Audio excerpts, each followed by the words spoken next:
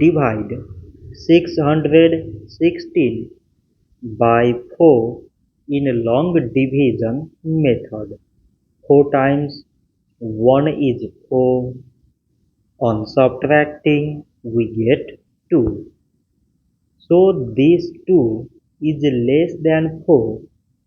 So we put down this 1 and it is 21.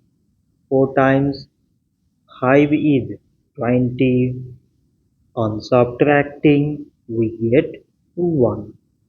So again, this 1 is less than 4. So we put down this 6 and it is 16. 4 times 4 is 16. On subtracting, we get 0.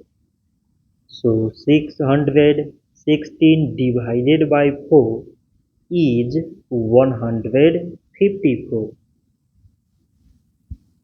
So this much for today and thanks for watching.